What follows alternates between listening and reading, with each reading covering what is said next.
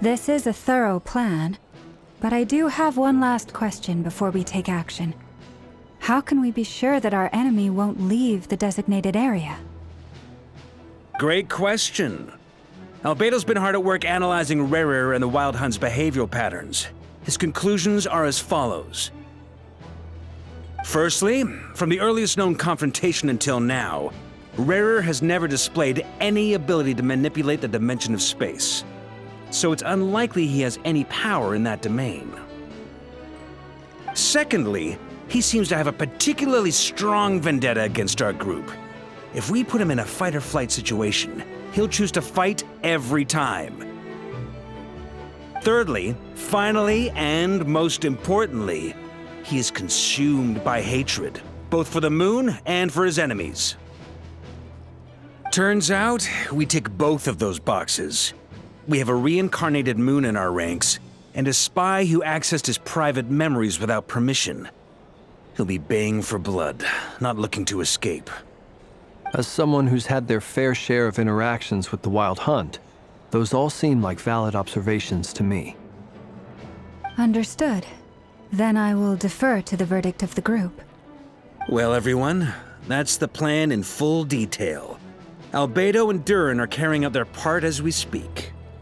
Plan approved. Scheduling. Okay, any firepower you need, I got you covered. Let's light this baby up. The Frost Moon Scions are behind you as well.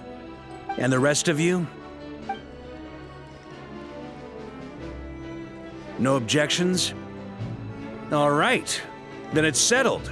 This is the plan we're going with. Next up, an old tradition of mine. Anyone who wants to back out, now's your chance. Wait, we can still back out of this? Everyone says things they regret, right? I don't want anyone feeling trapped because their mouth said yes before their brain had time to think things through.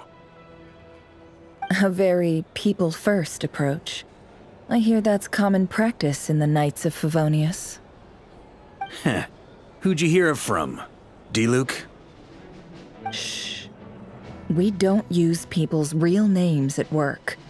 This contact will be known only as Owl, please and thank you. This plan can only work if everyone does their part. Flint's and I will absolutely support it. We shall indeed. You'll be glad you accepted our help.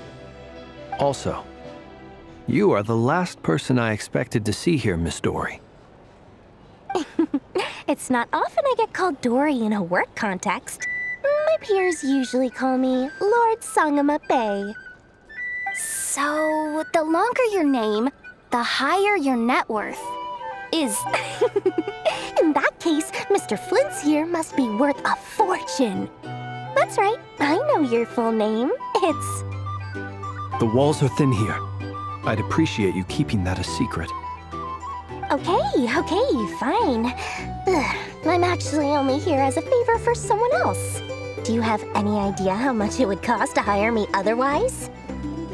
Oh, does this mean someone out there actually has the power to boss Dory around? It most certainly does not. We have a long-standing and mutually beneficial business partnership. She's actually the mom of a friend of yours. Said mom supplied me with a great little trinket, but now that lady's ruined everything. If I don't start building a little goodwill now, my whole business in Nod-Krai is gonna go down the drain! Okay. So what exactly is so special about this pendant? It's a lucky charm that a great mage made for me. We have a business relationship, and she was worried that something bad might happen to me. So, she wanted me to have something that can store power to protect myself with. I finally got it all fully charged up with Kuvaki, and then never went and used it all up at once! Never lost so big in my life! You're right. It was all my fault. I didn't mean to drain all the Kuvaki in the pendant, but I'll make it up to you. You will? Well, in that case, how about you give me your chess set, and we call it even? I knew you'd say that. Well, it's yours if you want it. In fact, take it now, and I'll even throw in a free Raker of Solnari. Deal? You're putting me in a difficult position here. It's a very useful thing to have around, but I have a funny feeling it won't be around much longer. I guess we'll see in a couple of days. Looks like bankruptcy for me. Hey, don't be so pessimistic. See this through and you never know. You might find a new business opportunity on the other side.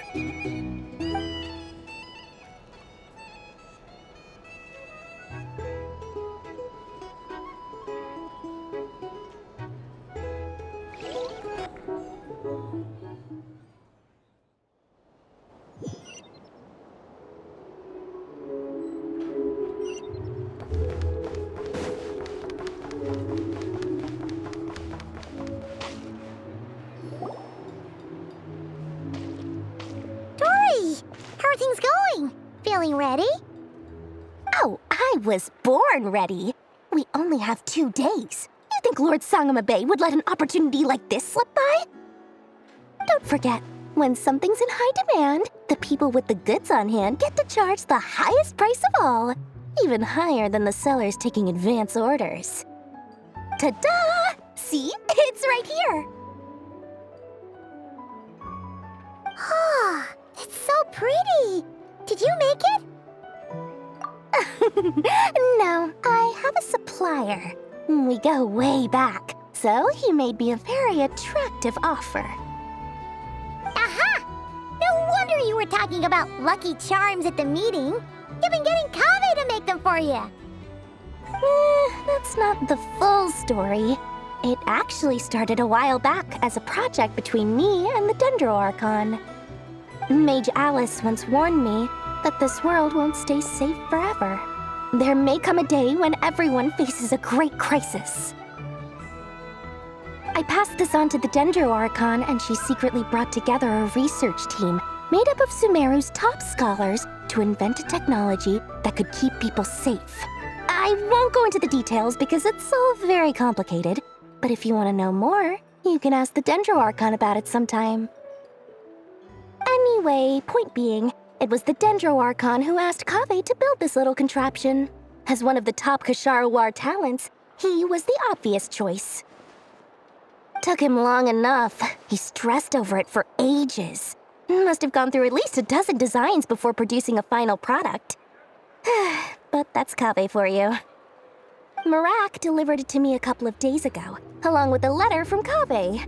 Could I ask why I'm sending this technology to you? And what's your proposed use case? Has it been approved by the relevant authorities? So nosy. My fault for sending him the research permit to begin with. Surely Nahida must have told him you were involved in this project. He was probably just nervous because you're always so secretive about your business. Could be. Anyway, I just replied, let's hope there never has to be a use case, because it would involve grave danger. Fair enough. But it sounds like he was just being cautious. He probably felt responsible as the one who made it. Or maybe he was asking as a favor for his housemate. He's done that before. Not sure why, though. His housemate doesn't seem to really care that much about this kind of stuff. Either way, all's well that ends well. I'm just glad to finally have my hands on the product. I wouldn't want to be without it, given the potential dangers that lie ahead. Huh? What does that look mean? Paimon's just super surprised. This must be the first time we've ever seen you actually get serious about something. Well, a long time ago, I made a promise to myself. I promised that I was gonna live every day of my life with a big beaming smile. Obviously, Mora plays a big part in that. But there are always gonna be times in life when you have to give something back. That could mean paying back a debt, returning a favor, or showing some kindness. Alice has been a huge help to me over the years. She was the first investor I ever had. And I want my investors to know that Lord Sangamabe is the best in the business. And more than that, no one knows what the future will bring. Whatever happens, I want to make sure the Dendro Archon and all of Sumeru is prepared to face whatever comes. Oh, that? I was just making sure Nefer and I are square. Don't be thinking it was some sort of benevolent act. I'm no saint, so don't treat me like something I'm not. My priority is doing the business that I want to do, so long as my conscience lets me, but it usually does. That's the Lord Sangamabe business model. All right, if you say so. I do say so, and that's the whole point. I'm a businesswoman. Don't go trying to figure out what kind of person I am. You'll exhaust yourself. Oh, and could you two help me get this stuff where it needs to be? Thanks so much. You're my favorite assistants.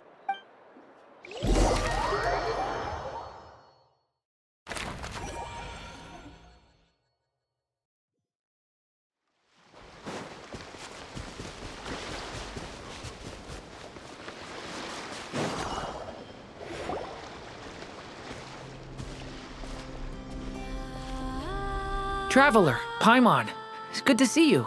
Everything going smoothly over here? Sort of. As you're probably aware, Varka, Durin, and I captured some abyssal creatures from the Wild Hunt. Per the plan, we dissected and analyzed some samples of these creatures. The process went very smoothly. The findings, however, come with some troubling implications. What? You can actually dissect the Wild Hunt? That depends on your definition of Wild Hunt and dissection. Harmless, lifeless. These words are accurate descriptions. The Wild Hunt is an interesting phenomenon. In and of itself, it doesn't seem to possess anything akin to a human personality. But taken as a collective, the medium through which the Wild Hunt is summoned does appear to have a soul. Master griped a lot about the wise Horoptatyr, and seemed somewhat fascinated with the foul Surtalogy. But she barely mentioned Rerir at all. I don't think that was because of his lower social standing, though. Anyway, it's a pity. I should like to hear her thoughts on the nature of the life form he has become today. It's a strange mix. The furious energy of an abyssal being channeled through a fractured physical existence. A consequence of being torn apart by an unknown power. Perhaps the only explanation for his survival in this state is that he sacrificed a degree of individuality in exchange for a continued existence. Oh, sorry. Once I get talking about interesting research, I have a tendency to go on indefinitely. Back to our research findings. Essentially, they confirm my hypothesis. Rerir's corpse is completely contaminated by the Abyss, and the effects are irreversible. You could think of this as Rerir in mutated form. But in my view, even that would be inaccurate. In reality, his whole being has been consumed by the Abyss. In other words, he is now nothing more than a manifestation of abyssal power. Unfortunately, at present, we have no means of completely eradicating abyssal power. Hence, we cannot fundamentally destroy the Reir of Solnari either. Oh, that's terrible news. So, that's it? We can't defeat him? Not even if we get the power of the Three Moons? Miss Columbina's situation is a difficult one. She can never achieve wholeness when the world does not accept her presence. It's as if her creator banished her to a place she can never be accepted. It means she spends most of her energy just on her own survival. Given the circumstances, it's only natural to despair. But we must see this plan through to the end. Time to kick off the backup plan. Oh, Paimon almost forgot! This is for you. Dory asked us to bring it. Ah, how wonderful. Well, thank you for making the trip. Durin and I will be heading off shortly. I'm sorry I won't be there to protect you in person this time. Please be careful. All right then. Stay safe.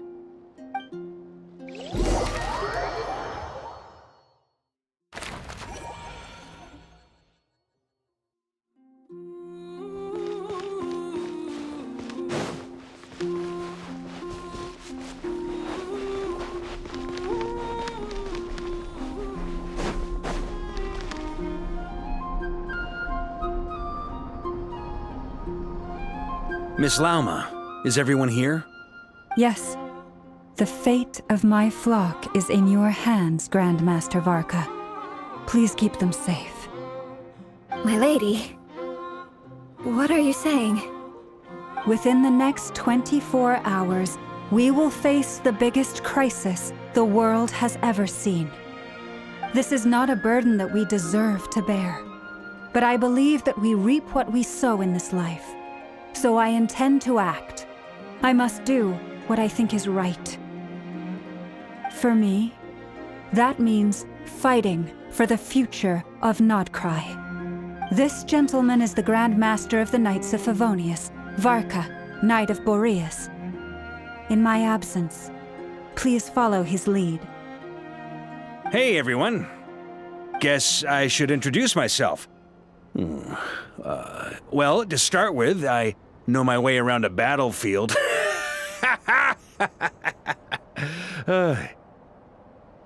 Biggest strengths are honesty and hard-workingness. Anyway, point is, I don't intend to let Lauma down.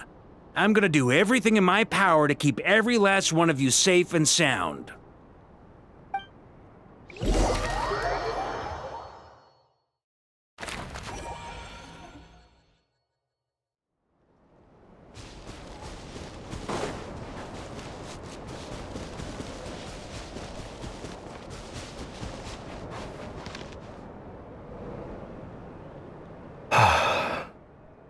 Something on your mind?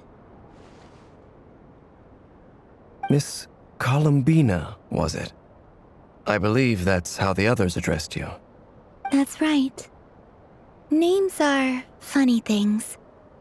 Have you always been called Dainsleif? Yes. I take it your own name has a more complicated history. I have a different relationship with names than other people. To be honest, I'm not even sure that Columbina is my name. At least, not in the same way that Dainsleif is yours. But it's what everyone calls me, and I go along with it. A lot of my life has been that way. I get so used to things that I forget to question why they are so. I never used to think much about where names come from, or what they mean to people. Maybe something's wrong with me. You're different from other people. I sensed it the first time we met. You're more perceptive than most. I'm sure your long life and rich range of experience explains that. Do you ever find yourself missing Khaenri'ah, Mr. Dainsleif?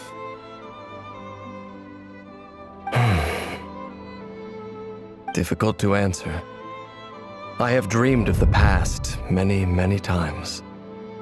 Sometimes I'm fighting tooth and nail. Other times I'm lying on the ground, defeated. I don't recall any happy moments from that time. It has been too long. Is that because hatred survives longer than love and affection? That would not be for me to say.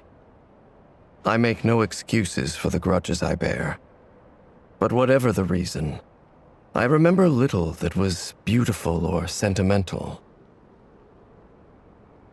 Thank you for your help with the Rerir situation. Without your efforts, I never could have learned the hidden truth of his story. You're welcome. I know he's your friend. Friend?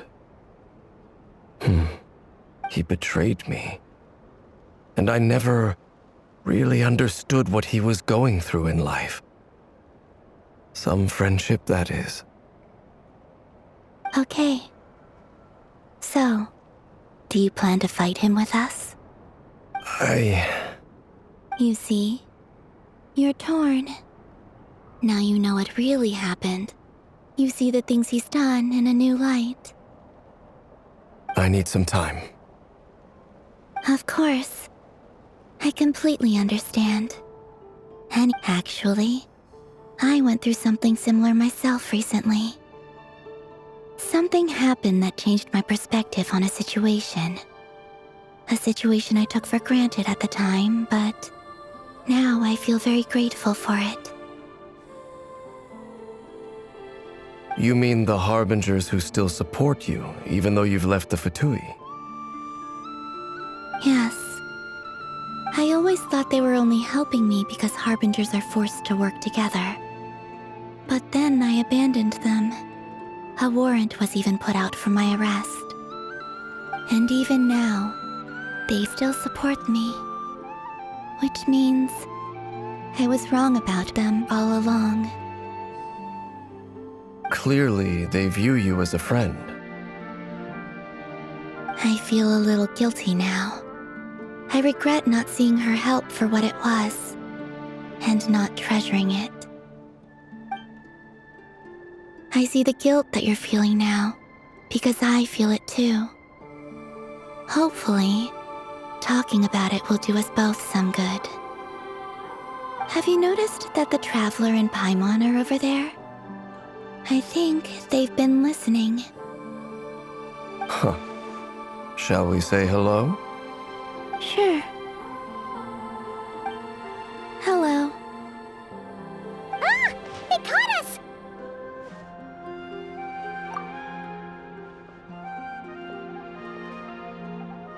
I apologize for making you worry. No doubt you wish to know where I stand on the plan to take down the Recher of Solnari. I'm afraid I need a little time, but I will seriously consider joining you. You will?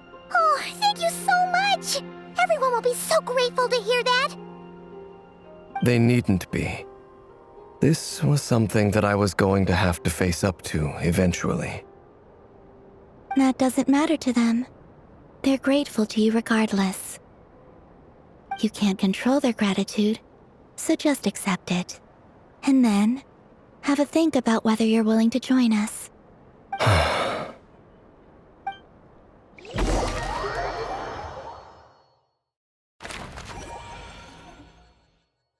It's nearly showtime! Let's go rendezvous with the others. You know the place.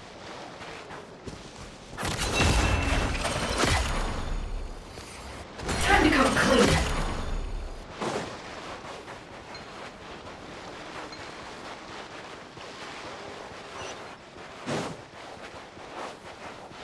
The mystery unravels.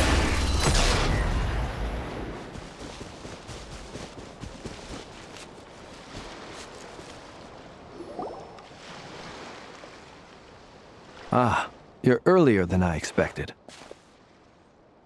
Hey, Flint's! Been waiting here long? Not too long. I came a little early so I'd have some time to think. Are you nervous about the battle? Quite the opposite.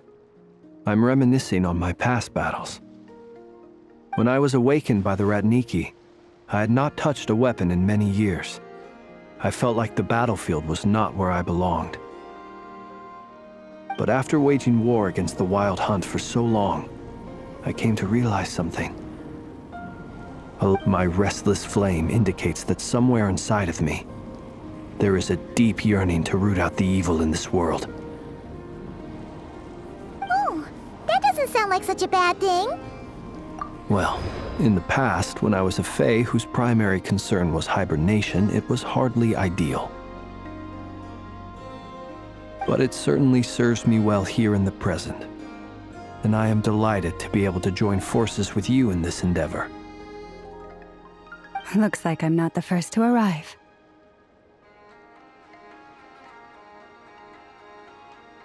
Ah, Miss Lauma. Did you sleep okay last night?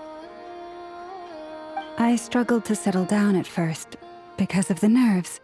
But don't worry. I got enough sleep in the end. I'll be just fine. please. I'm just doing my part. Never! Over here! Aino asked me to relay a message. She said Anefa will be on high alert and keep a close watch over all secondary districts where defense is required, providing support as necessary. Meanwhile, Aino herself will provide range support to us directly, using her latest invention. Excellent. My thanks to all involved. The chestnut's looking a little unstable. It won't hold him much longer. We should be prepared to engage at a moment's notice. No sense sitting around waiting. Let's make the first move while we still have the option. I agree. Paimon, find a safe hiding place.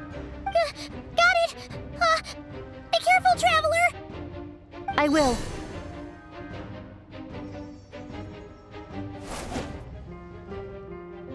Everyone, take your positions as soon as the battle starts. Every ounce of strength we have in our bones, let us bring to this fight. Ready? Let's go.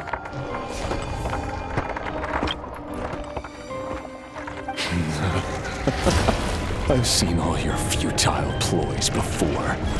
You have become the authors of your own demise. I wouldn't be so sure about that. You are merely a moment of sport before I tear down the moon.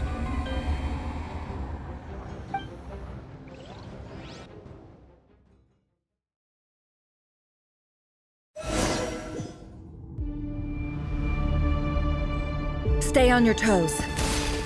Yep, you too. You're just dead meat! Let me help you guys. Big threat! Moonlight! Move! Futile!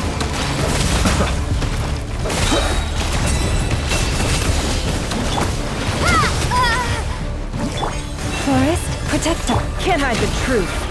It all falls into place. It all adds up. Seek within. Leave this place. By the frost moon of old.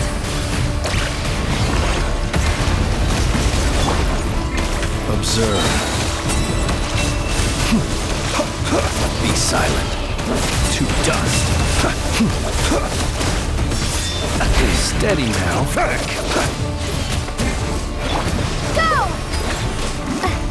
Receive my blessing. Can't hide the Moonlight! truth. Futile! No more lies. Wipe out! Observe.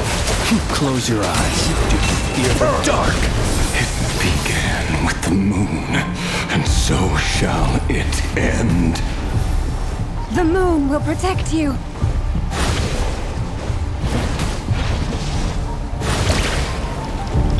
Branch into song. Water jet!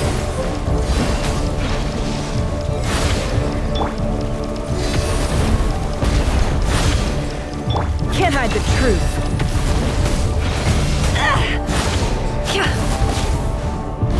Do you see now?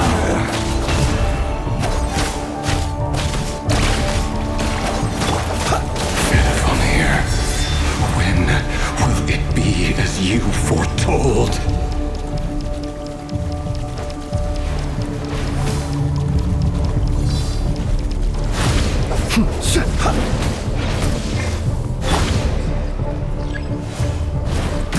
Spirit is not welcome here. With one heart, we pray. Be silent. Close your eyes. Night falls. Can't hide the truth. Time to come clean. No more lies. The deception ends here. Water jet! Branch into song. The moonlight! Be silent. Futile! Your little game of heroics is over. Who wants to go first?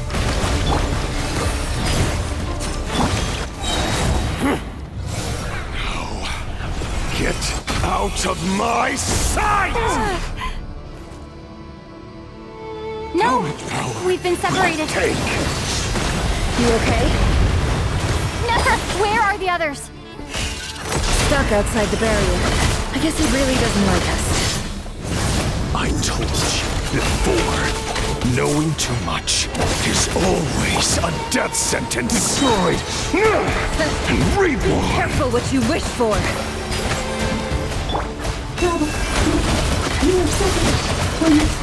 Lauma! Can you hear me? Hold on, silence. Run. Hide. But at least I know they're still there. I need to focus. Stick to the plan. Remember my most important task. Death is within my grasp. If I can stall him for long enough, the moment will come.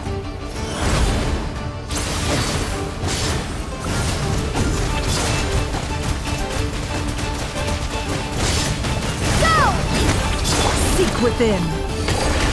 No more lies. It all adds up.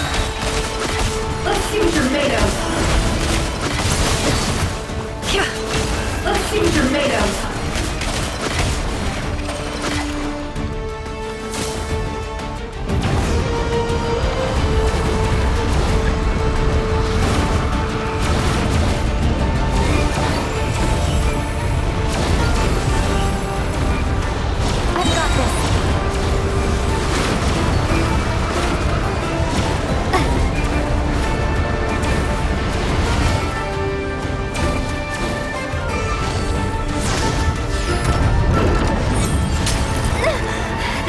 Broken. I can't keep it up. Don't push your luck.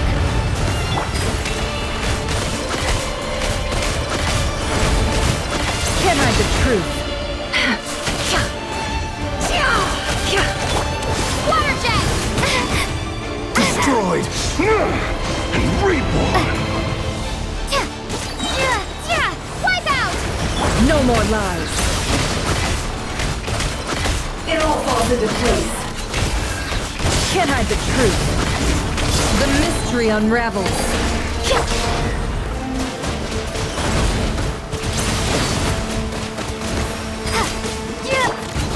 Time to come clean. Destroyed. Let's see what you're made of. The deception ends here.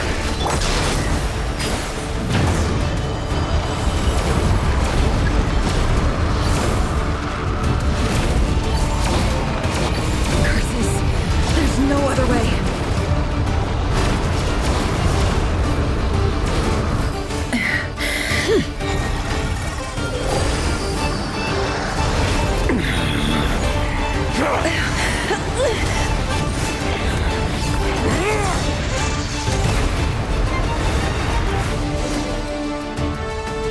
The only way to defeat Rarer is to borrow his own power.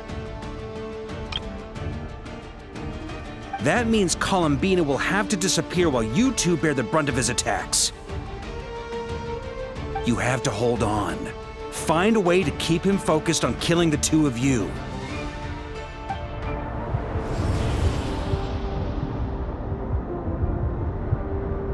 Nefer!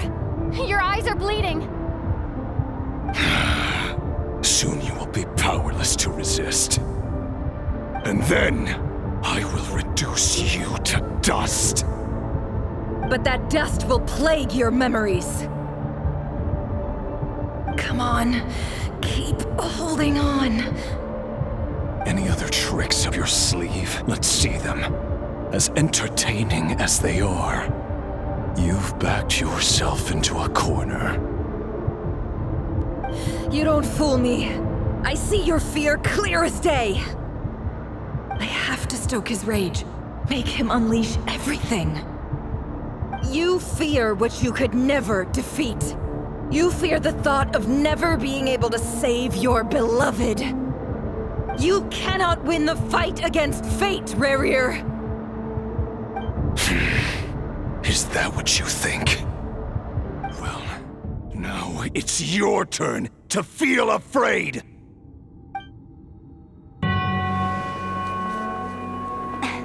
You fear the sound of your own name? Is it us you hate?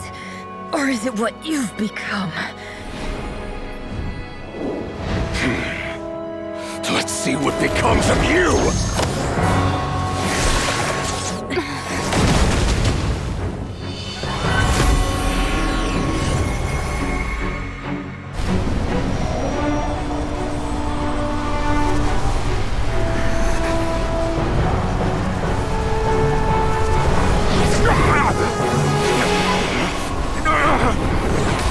What's happening?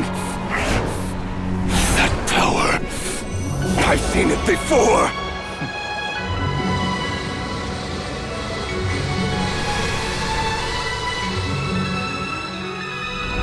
His power is on another level. We'll need to use an alchemical array to convert his power into a usable form. Then quickly channel it into Columbina, rendering her powerful enough to compete with him. I'll join you. I can help. If I release enough abyssal energy into a confined space, it'll create a potential difference, allowing us to extract a huge amount of elemental energy. Next, I'll synchronize with everyone's minds using pyro, then give you temporary access to their abilities and fields of view. But it won't last long. Can you see? Well enough. So, we have a student of Gold Reindottір in our midst! How about that?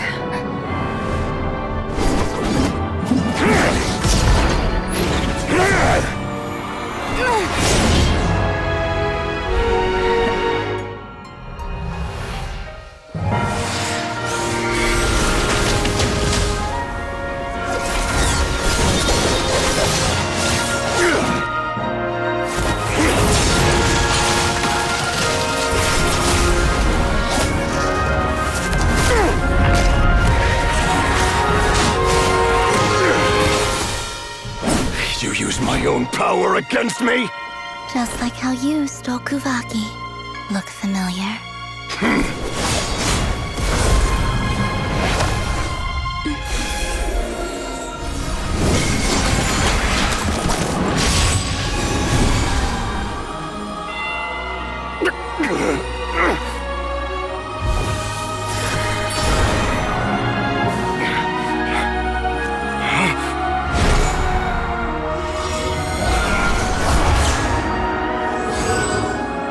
Don't you realize? You don't have the power to hold that gate open! I don't, but someone else does.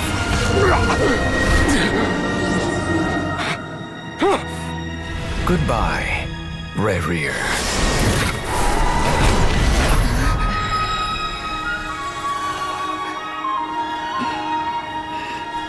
We won.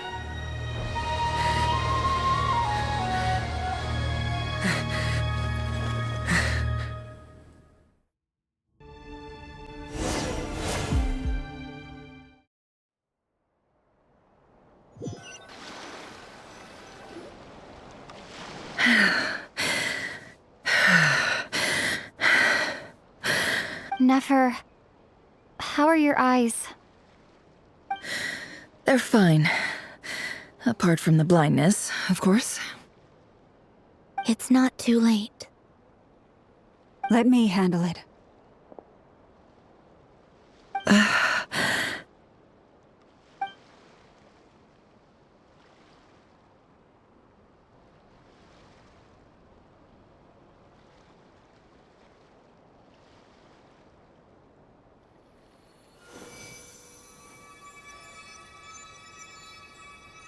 Miss Nefer, it's not like you to lose your composure. That was the most reckless thing I've ever seen you do. Reckless how? The situation was critical. Our lives were at stake. We had to do something. Even so. Okay. I guess you're right. Under the circumstances, it was a wise decision. You traded your eyes for an incredible victory. In business terms, I suppose that's a huge return on investment. I'd be hard-pressed to argue otherwise. Still, I don't like this outcome, and I don't want you to lose your sight for good. People suffer when they make sacrifices they shouldn't have to make, whether that means faith, strength, or in this case, your ability to even see. I had hoped you could win without sacrificing so much as a single hair on your head. Thank you. All done. Don't try and open your eyes just yet. We'll see how you're doing in a couple of days. Until then, please follow your recovery plan to the letter. I'll send full details through Yehoda. For now, just get yourself home, relax, and rest. My dear friends, we have fought bravely and achieved a spectacular victory. A dark cloud has been lifted from the skies of Nod-Krai. All in this land will be grateful for what you have done. The moon will remember this day. Thank you both.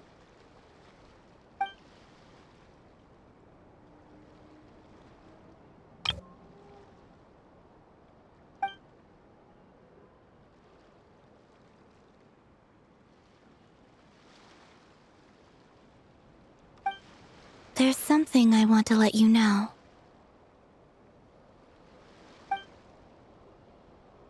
What is it?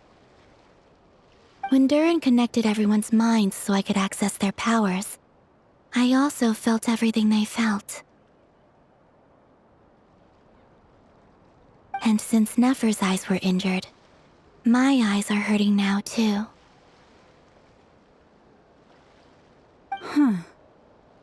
Hold on. Let me try. I only feel the pain. There's no actual damage. I just thought I should tell you. You're right. There's no damage. That's a relief.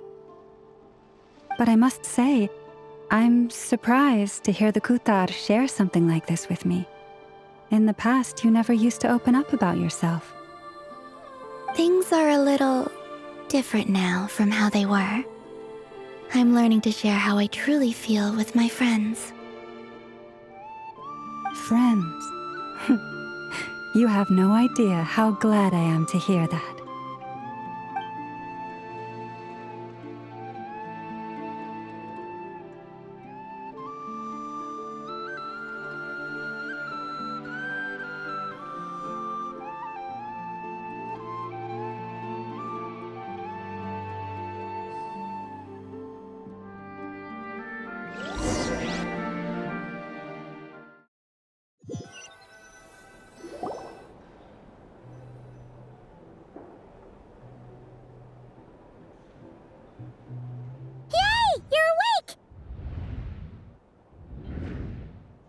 How are you feeling?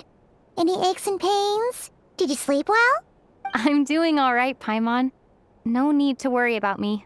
Phew! Well, that's good. Paimon's been sitting on the edge of the bed worrying about you for ages. You slept a whole day and night. Poor Paimon had to eat all by her lonesome. Glad to hear you didn't starve. How was the food? Well, it wasn't the same without you there to share it. Honestly, Paimon just can't relax when you're not your usual self. She couldn't enjoy the food and settle down to sleep. Well, I'm back to normal now. Oh yeah, and Albedo swung by earlier. He said to tell you to head to the tavern when you woke up. Varker and the others are organizing a victory feast and they want to celebrate with you. He also dropped off some medical supplies, but you seem fit as a fiddle, so guess you won't be needing those. If you're feeling up to it, let's head over now. Wouldn't want to keep them waiting.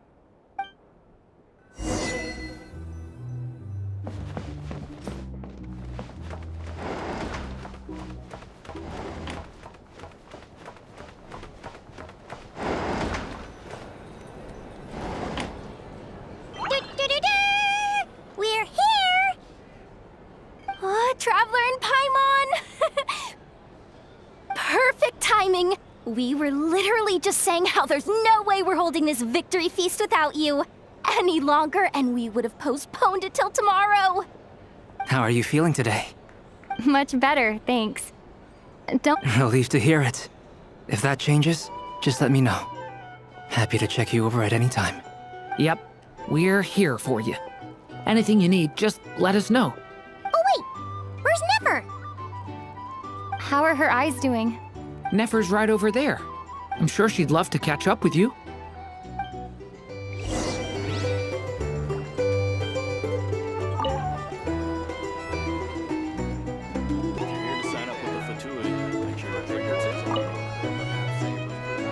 Hello, you. Recovered from the battle? Come on, what do you mean? Of course I'm gonna ask. I care about my friend's well-being. And we are friends, aren't we? Get yourself a drink. You've more than earned it. In fact, today, your drinks are on me. Lord Sangamabe's got you covered. Wow, really? What about Paimon? Has she earned it too? Well, you haven't been through quite as much as the Traveler, but... what the heck, sure. Yay! Wow! Drinks on Dory! What a historic day. Hey, keep your voice down, or everyone else is gonna want in too. Have you heard anything I've been saying recently? Doing business in Nod-Krai has been an absolute nightmare. If I'm buying for everyone, oh... Okay. Paimon will speak more quietly. Jeez. That's more like it. Don't you forget, Lord Sangamabe doesn't just go around buying drinks for anyone and everyone.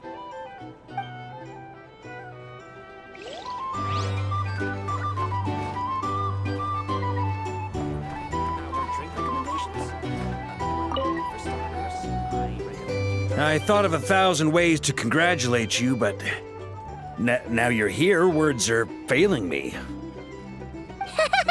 The honorary knight stuns them speechless once again. Well said. The honorary knight showed us all how it's done. The other knights tell me that Mondstadt was the first stop on your journey. All of us are truly delighted to count you as our friend. I'd like to thank you for supporting the Knights of Favonius, and also for helping us save Nod-Krai. Nonsense! Of course I'm gonna mention it. This is more than just business. It's a relationship. And there can be no relationship without showing gratitude where it's due.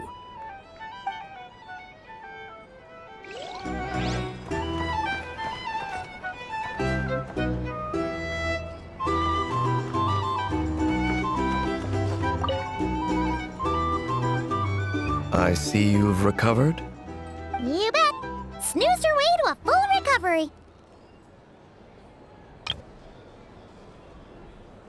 Glad to hear it. A healthy body is paramount. Nothing else in life is possible without it. So take it slow. You can't afford an injury. Paimon too! You really saved the day when you swooped in to open that gateway. I came to accept that although Rerir was my friend in the past, here and now, he was an enemy that must be defeated. Though I will never fully understand what happened between us, I could not let this crisis deepen any further. We fought a very necessary battle, and you played your part admirably. Yeah! And if you ever need to talk, just remember, we're always here. I'll do that.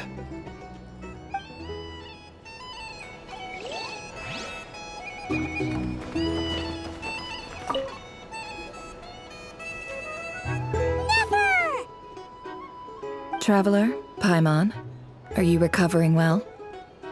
Turns out that moon chanter has some real talent after all. My eyes were mostly recovered after just a couple days' rest. I can actually open them again now. Yeah, but you gotta be careful. Lauma says not to strain your eyes while they're still healing. Yes, thank you. I'm well aware. Yehoda, could I borrow you for a moment? I could... Oh, sure. Coming. Did you hear that?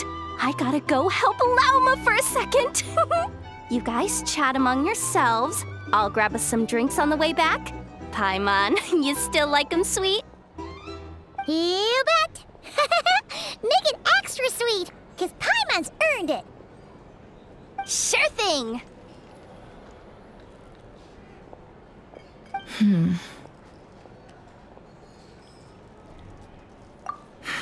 The Raker of Solnari. Kind of a snake, don't you think? No, definitely a snake. A poisonous one who spewed his venomous hatred everywhere. Anyone who seeks revenge out of hatred for other people has become a snake. That's something my dad used to say. Perhaps. I'm sure it sounds like a very wise and open-hearted perspective to your ears. But me? I think hatred is a perfectly justifiable emotion. What else is left when everything you depended on in life gets stripped away? Something's gotta fuel that drive to keep on living. If you're worried about me, you can nip that in the bud. I'm not someone who gets stuck in the past. It's just... I suddenly feel like I was wrong to call my father a liar. He was just a fool. That's why the academia turned their back on him. Oh, father. How much better things could have been if you were a skilled liar. Look at the Ibis King. Thoth is a fiendishly cunning liar. And yet, strangely, he feels more like a father to me than my real dad ever was. He's never brought it up, but I'd bet he feels the same way. Why else would he give me the power to perceive the truth, while at the same time training me in the art of deception? Well, King Deshret banished him to Aru, which is essentially a prison, and posed 3 questions to him. He promised that he'd have his freedom if he could find the answers. His response was to take on a physical form and approach me, hoping that I could become his envoy and search for one of the answers on his behalf. Did he really think I'd fall for that? He's stuck there. He can't make me return what he gave to me. So that's enough for you to decide he's nice, is it? He's a prisoner, and he was scared. So he decided to perform some good deeds to win people's approval. He lives in fear because he's a deceiver. How is Rerir any different? You can't work as a spy your whole life and expect a happy ending. It's preposterous. Yet I can't say I don't understand it. Liars live in the darkness of their own making, but it's still human nature to want to go on living. They say that a liar's soul is the most worthless thing in the world. What do you think? Good. If you understand that, it means you're smart, and you see things objectively. If you ask me, the soul of a liar really is worth nothing, because all they care about is themselves. For example, when something good falls into my lap, I don't go sharing the news around.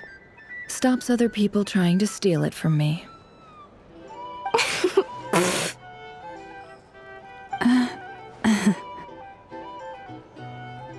So be it. They have sharp ears. I can't keep anything from them. Oh, is that what it looks like? Well, you all know my past now, and I can't simply eliminate everyone who knows too much. So I guess I just have to put up with you, for the foreseeable future at least. When you find yourself in a situation you can't control, the safest play is to keep calm and start monitoring everyone involved like a hawk. In the intelligence world, you need to have a sense of perspective and play your hand accordingly. If you understand what's at stake, please ensure my secret is safe with you. I trust you'll respect my wishes as a friend. But don't forget, I will also be watching you like a hawk. Very good. Oh, wait! Now that the panic's over and we've all calmed down, Paimon suddenly remembered something. After all that build-up, our mystery ally never showed up even once!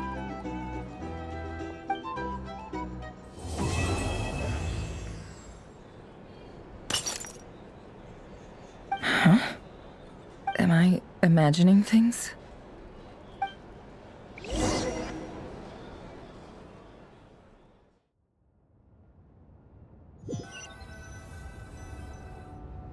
So, that close colleague who stayed behind with you? What's he been up to recently? Don't know, don't care. I get more normal human interaction from hanging out with Bosco too than him. Although, now you mention it, he hasn't bothered me in a while. I wonder if... If he's disappeared without a trace, it's the biggest gift he ever gave to the world. But I somehow doubt that's what's going on. He won't lie low forever, so we'd better stay on guard.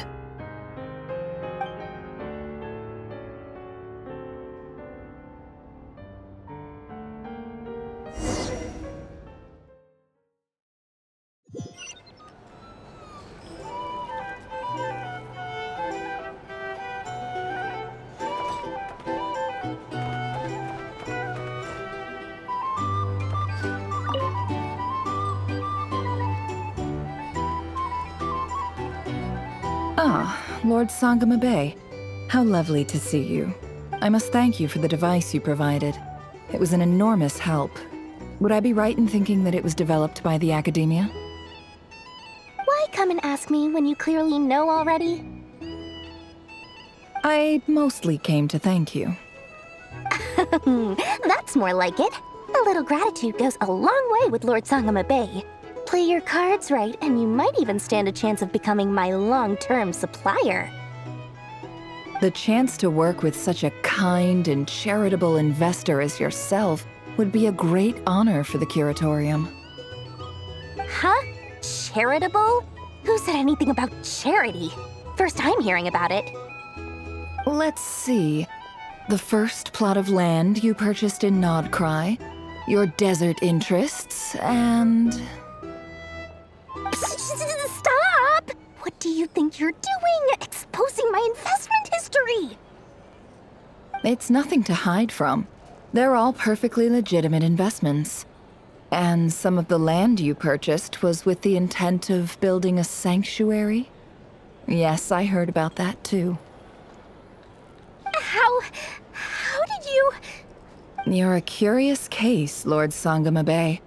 You don't like people finding out about your good deeds, do you? But I'm afraid no matter how hard you try to keep things under wraps, where there's a will, there's a way. You did it for Sumeru, didn't you? It was empty land that was gonna go to waste otherwise. I figured if I built something there, it might at least get some use in an emergency. Disasters are capricious things. They strike without any warning. I've lost family to a disaster before, and I don't want to lose any friends or business partners if I can help it. My elder sister used to dream of finding a sanctuary. Somewhere with plenty of food, water, and medicine. Where everyone could live happy lives. It was something I looked into, but after discussing things with the Dendro Archon, I decided on a more effective strategy. The tech people handled the tech, and Moneybags provided the Mora. It just made the most sense. It's a pity that so few people know the truth about you. Everyone says that you view everything in terms of Mora, and all you care about is growing your own wealth. So, what's the problem with that? Everyone wants to be rich. It's human nature. So yes, I love Mora, and it's nothing to be ashamed of. But surely you have dreams of your own beyond just making Mora. You don't get it, do you? My dream is to invest in other people's dreams. And, you know, make a nice little slice for myself along the way. Just thinking about it makes me happy. That sweet, sweet sound of Mora. Thank you. For the device? And the pendant. Oh, that. I was just returning a favor. Don't worry about it. Seems like we've both been away from home for a very long time. Yeah. So long that I barely remember what my family even looked like. That would be your mother, father, and sister? Yeah, though it's been years since my sister passed away. It's not like I want to forget them, obviously, but memory can be even more ruthless than the most calculating business person. Beyond a certain point, if something isn't helping you, it just gets rid of it.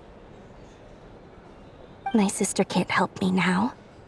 Slowly but surely, her face is fading from my mind's eye. It's become a vague impression. Not everything will fade. When loved ones pass away, the beautiful memories are the ones that last the longest. Yeah, that's true. If you ask me, that's the one silver lining in all of it. Well, that, plus, I'm sure that life is much better now than it was back then. Oh, absolutely. I have tons of Mora, a big beautiful house, business is booming, and I'm as happy as can be. You've got a lot going for you too. Boss of the Curatorium of Secrets? I'm sure there's plenty of Mora to be made in that line of work. I appreciate the vote of confidence.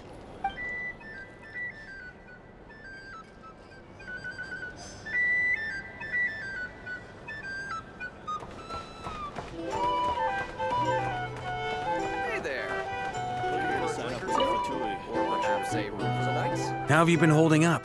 Any adverse reactions? If you start to take a turn for the worse, make sure you tell me right away. You don't need to worry about me, Grandmaster. I'm fine. I mean, I barely did anything, so... What? You're too humble, young man. You played an indispensable role in the battle for Nod-Krai. We can't thank you enough for your support. Sometimes, when people praise you, it's because you deserve it. The best thing is to accept it calmly and with grace. It's important to learn how to respond to words of admiration. Let's do a quick demonstration.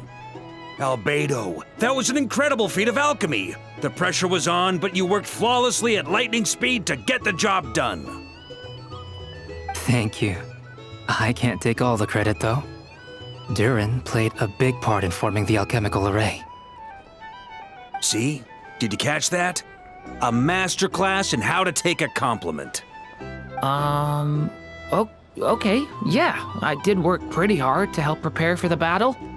No point denying that. Hey, you guys! Hey, look who's bounced back. Looking good, traveler. Seems like you've recovered. You won't need to take any more medication. Can I get you a drink? Huh? You know how to order at a bar now? You've sure learned a lot recently. Handling a drinks order is ridiculously simple compared to alchemy. Don't worry, I'll blend into society yet. Paimon believes it. You're clearly a fast learner, just like your brother.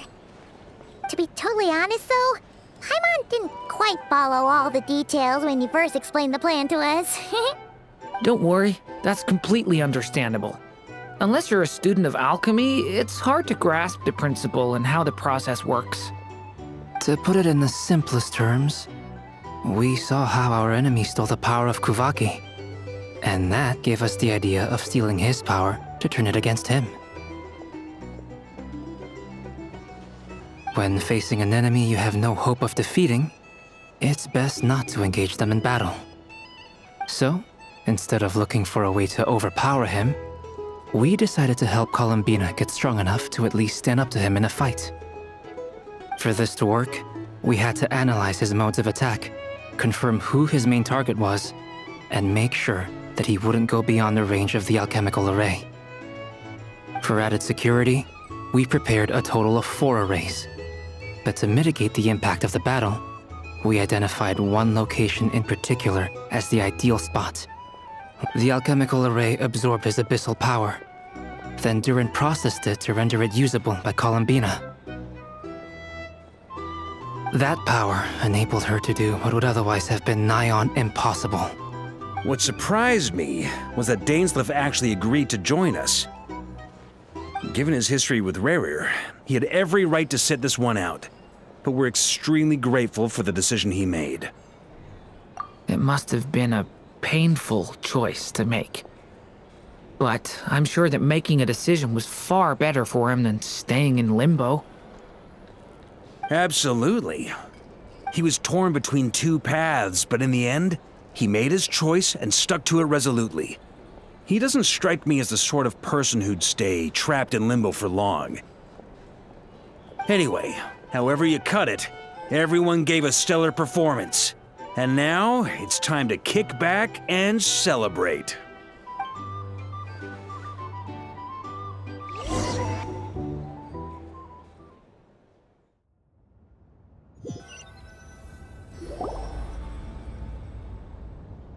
That's the only reason you're here.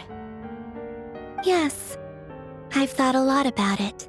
And I've realized that you, me, and Arlecchino should be friends. I think this is very important. So I felt I had to come and tell you. Well, this is a new one.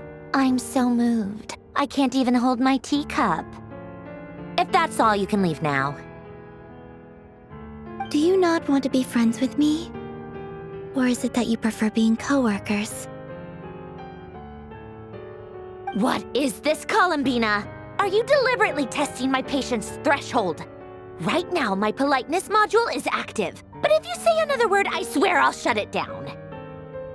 If your politeness module was active, wouldn't you say the word please at some point? Polonia, please see Lady Columbina to the door. Will you still invite me to your next tea party? What? Yes, I think you will. Bye-bye, dear Sandroné.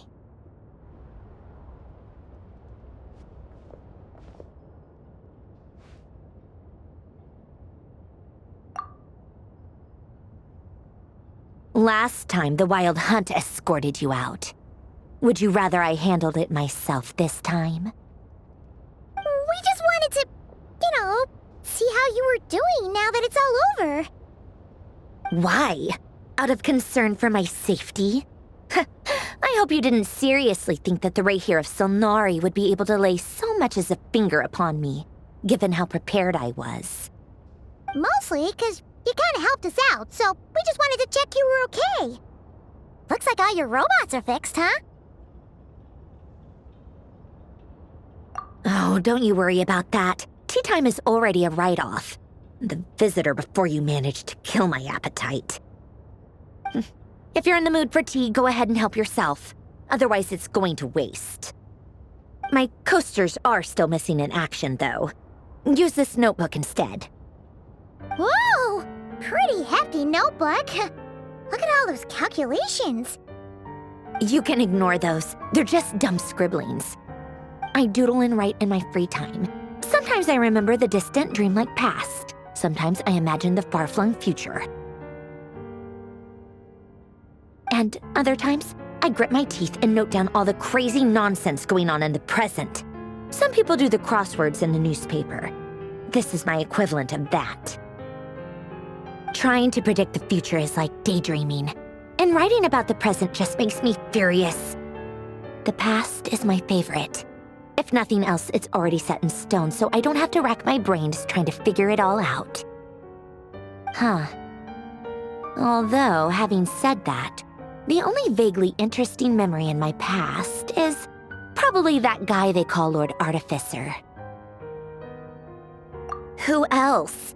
Pretty much all the mecha and Fontaine are his personal handiwork. Wait, are you saying you know him? Like, personally?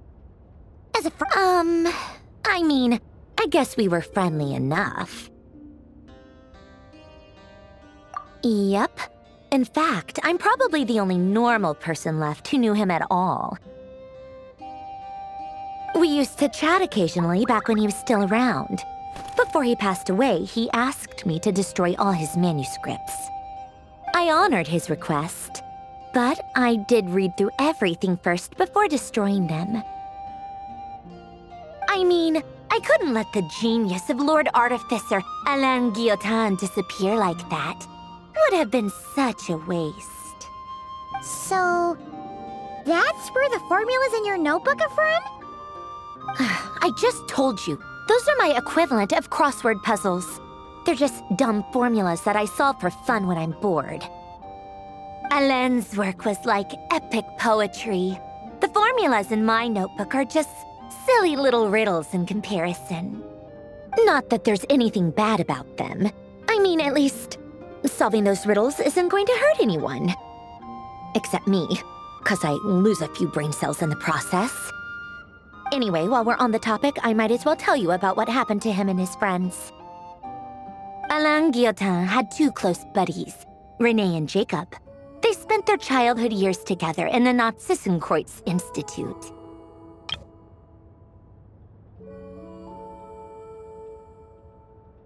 They were all quite competitive, so there was some rivalry between them, but it was a friendly rivalry. But beneath the friendship and the rivalry ran something deeper, a sense of nostalgia for the past. Unfortunately, childhood would end, the prophecy would come true, the apocalypse would arrive, and the future would never be. A mad dream that would normally only capture the minds of lunatics began to take root in their hearts. A dream of saving the world. And if René and Alain had been people of lesser wits, that dream would probably have ended up as something for them to joke about in their older years. But alas, they were some of the sharpest minds around. They nurtured that dream with the full power of their intellect, and it grew into something that ate away at their souls. The first of them to fall under its spell was René. Against Alain's wishes, he persisted in experimenting on a mutual friend of theirs to try and save their life. Alain did not approve and parted ways with René. It's complicated. Alain wanted to believe that René only did what he did for the sake of their friendship. But when he told me about what happened, I could tell he still had some suspicions about René's motives. Perhaps the seed that would grow into a nightmare had already sprouted in René's mind. Even then. The next time they met, René's soul had been completely engulfed by the dream of salvation. His futile attempt to change the tide of fate only resulted in a wave that swallowed up the world, even before the apocalypse came. And although that wave died down eventually, I hear that it just recently came back with a vengeance. As I understand, René wanted to live out his dream of salvation once more. But I'm told that the attempted resurgence finally died out for good. At long last, René awoke from his deluded dream. Though of course by then it was far too late. What do you think of René?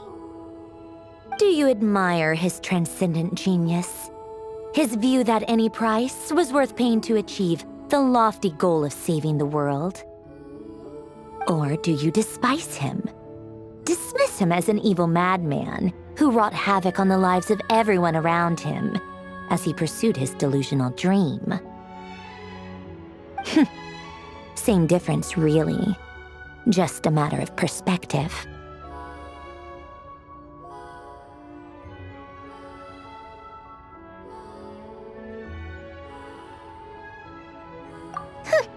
Doesn't surprise me. You share one thing in common, after all. You both want to be the savior.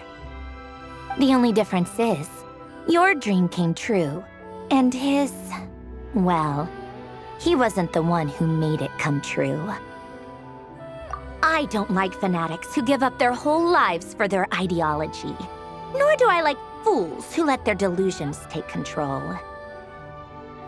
Maybe I could understand if René had just been an ordinary person. But he had a sage-like intellect, and still managed to get himself lost in the labyrinth of his own desires. Anyway, that's enough about René. Now, moving on to Alain Guillotin, the Lord Artificer. He managed to put a stop to the first storm whipped up by René. But after that, Alena lost his friends and family. To his credit, I suppose, the loss of his family and friends was purely a tragic accident. It's not like Alena sacrificed them for his cause or anything. After that, the only thing supporting his work was the same dream that had dragged his closest friend down to the abyss. But although the desire to save Fontaine drove him to found the Fontaine Research Institute, Alena continued to reject any form of transcendental knowledge or power. He was suspicious and fearful of it, having seen the way it had affected his closest friend. I think that formulas and machines derived solely from human intellect were the only thing that gave him a sense of spiritual comfort. Yet Alena's intellect was simply too great. It barely left him space to breathe in his lifetime. Once he realized that the end of his life was approaching, he finally accepted the truth. The Nod-Krai Institute needed someone, and a human being, to see its story through to the end.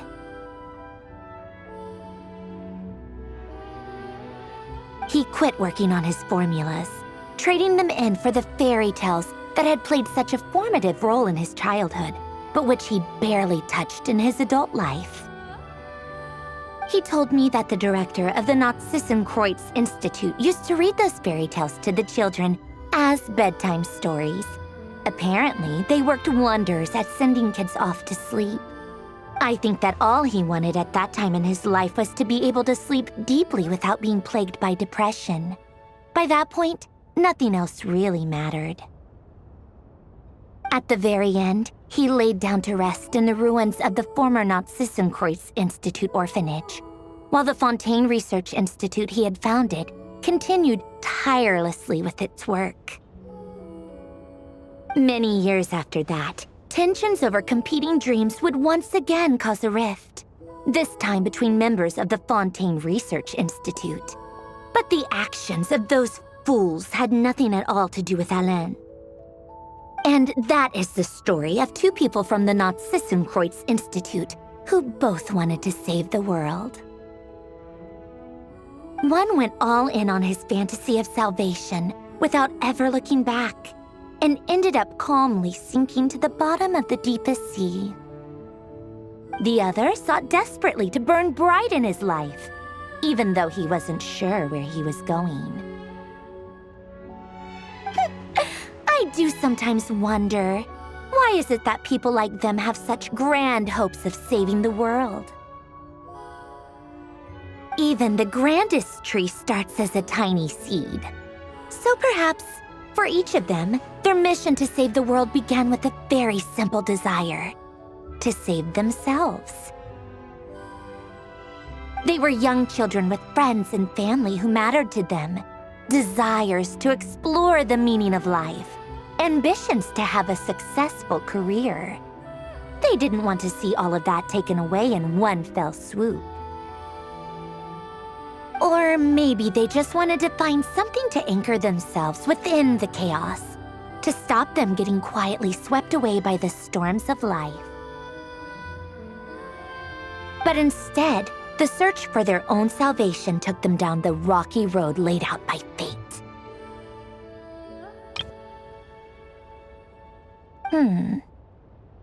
Do you think the desire to save oneself is enough of a justification to try and save the world?